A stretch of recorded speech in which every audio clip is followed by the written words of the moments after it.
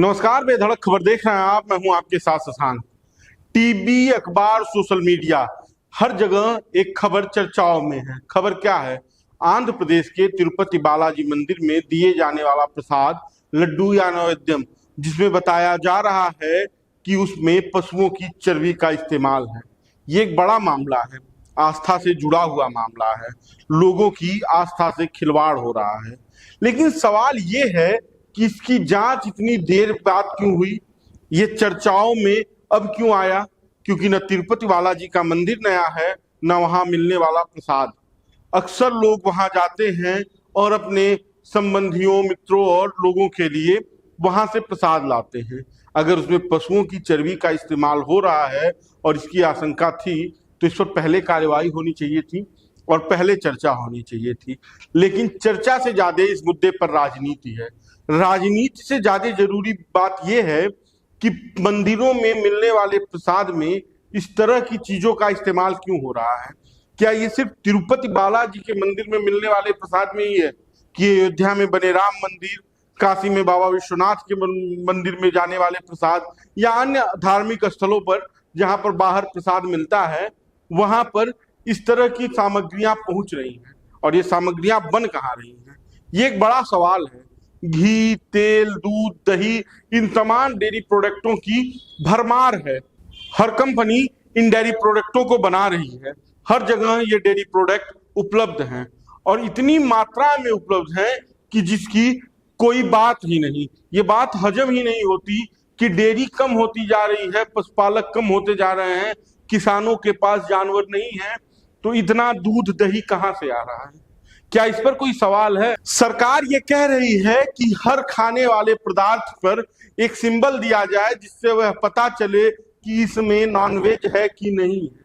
तो इन घी के पैकेटों में अगर वेज का सिंबल है और उसमें पशुओं की चर्बी मिलाई जा रही है, तो ये कहाँ मिल रहा है? क्या इसकी जांच नहीं होनी चाहिए? हर चीज में मिलावट है। जो चीनी हम इस्तेमाल करते हैं उसमें भी तमाम तरह के आपको सोशल मीडिया पर वीडियोस मिल जाएंगे जिसमें बताया जाता है कि गन्ने के रस को साफ करने के लिए, रिफाइन करने के लिए पशुओं की हड्डियों का इस्तेमाल किया जाता है। लेकिन क्या सरकार इसके बारे में कुछ बताती है? जो दुकानों पर बोरी के बोरी चीनी बिक रही है, जिससे खाने के सामान बनते हैं, व्रत में लोग चाय बनाते हैं, मिठाइयां बनाते हैं, खीर बनाते हैं, अपने खाते हैं, भगवान को खिलाते हैं, क्या उस पर भी कोई बात है कि इन फैक्ट्रियों में इस्तेमाल होने वाली हड्डियों से वो नॉनवेज हो रहा है या वेज हो रहा है? क्या इस पर सरकार कोई कार्रवाई कर रही है? बाजार में मिलने वाला तेल, जो सरसों का तेल है या किसी और चीज का, उसमें मिलावट की मात्रा क्या है? इस पर कितनी जांच हो रही है? जब त्योहार आते हैं तो खूब छापे पड़ते हैं। छापे कहाँ? मिठाइयों की दुकान पर, खोए की दुकान पर, दूध की दुकान पर। लेकिन दैनिक इस्तेमाल में आने वाले पैकेट के दूध में मिलावट की क्या संख्या है? सरकारी डेयरियां बंद हो गई हैं और प्राइवेट डेयरियों की कोई जांच नहीं है, कोई पड़ताल नहीं है। हम गोरखपुर में हैं तो गोरखपुर की बात करेंगे। लगातार 3 डेयरियां खुली हैं यहाँ पर गोरखपुर में, जो दूध दही का प्रोडक्ट बना रही हैं, और उसमें सबसे बड़ा ब्रांड है ज्ञान का। लेकिन पराग, जो सरकार का उपक्रम था, वो बंद हो गया है। किसानों से दूध नहीं ले रहे हैं ज्ञान के लोग, तो उनके पास दूध आ कहाँ से रहा है और लोगों तक दूध पहुंच कहाँ से रहा है? ये पूरी तरह से केमिकल है और ये आपके लिए नुकसानदायक है। तिरुपति मंदिर के प्रसाद पर तो चर्चा होनी चाहिए, ये आस्था से जुड़ा हुआ विषय है। लेकिन जो आपके जीवन से जुड़ा हुआ विषय है, उस पर कब चर्चा होगी?